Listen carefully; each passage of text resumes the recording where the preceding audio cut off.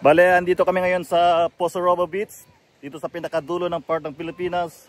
Malapit na kami sa Taiwan dito. See, Poso Robo Beach is ito yung pinakamagandang beach dito sa Santa Ana. Tingnan niyo naman, di ba? See? Ito yung white beach ng Cagayan Valley.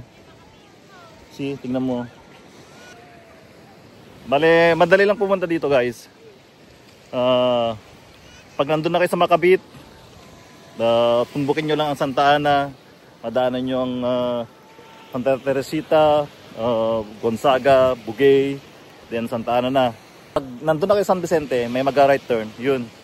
Diretso na yun. Ang una yung matumbok is Angib. Then, Nangaramuan. Close yung dalawa ngayon, Nangaramuan at saka Angib Beach Resorts. Yan kaya pagpamayari ni Enrile. Kaya dito ngayon ang pinaka the best na beach dito sa sa Santa Ana. Tingnan mo ba naman? It's a paradise. See?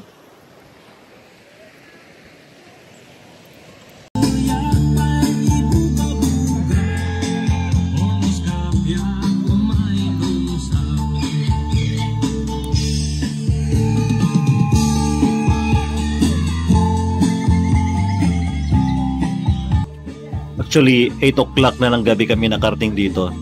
Kasi ang first target namin talaga is Nangaramuan. Kaso pagdating namin sa Nangaramuan is close. Biglang nag-close before that day. Kaya dyan kami sa Poso Robo dumiretso. And thanks God, mas maganda pala dito kaysa Nangaramuan.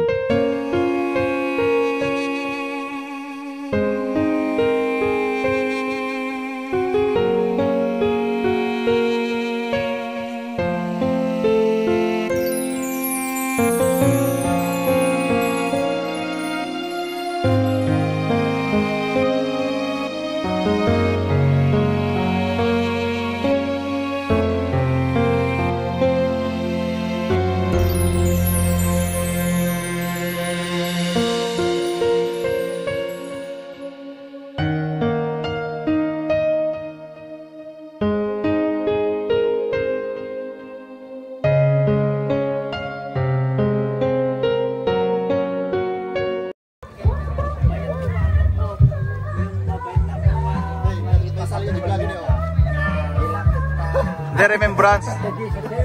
Remembrance, oh. Yan ang kakasinsin, yan. Uncle. Yan ang kakasinsin, yan.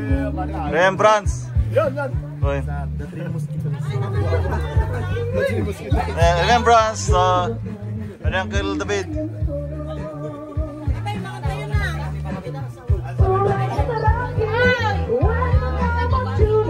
Antay. Ha? Inside. Thank you.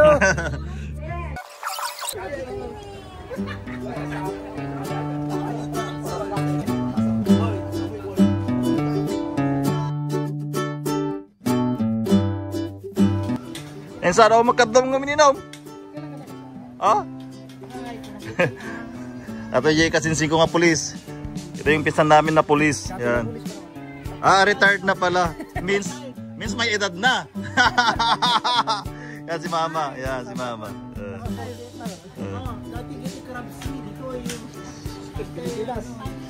Pilipinas. Ito yung masipag na pamangkin. Yan. Ano yung kaldereta? Wow.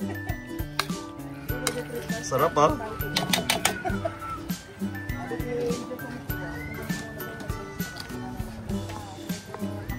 Nagitoy. Marites lang. Marites. Ito ang life ng mga babae, Marites. Tamang ko ba? Oh. Vitamins, Daday. Vitamins.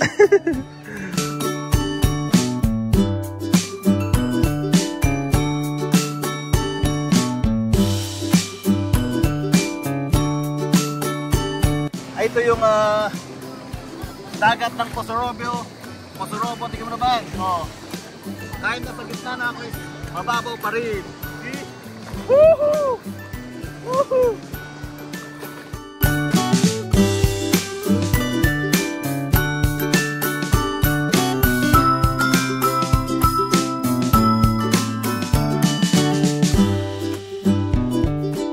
biglang pangyayari dito. Habang nagpapalipad ako ng drone, biglang nawala yung signal. Tapos nag-black out yung controller ko. Wala na talagang makita, as in black na black. Kaya kinabahan ako noon. Di ko na alam kung anong gagawin ko. Tapos siguro how many seconds, mga 5 or 10 seconds. Ayun, biglang bumalik. Kaya lesson learned sa akin. Dapat yung antena niya hindi pa na nakatutok dun sa sa drone. Thanks God.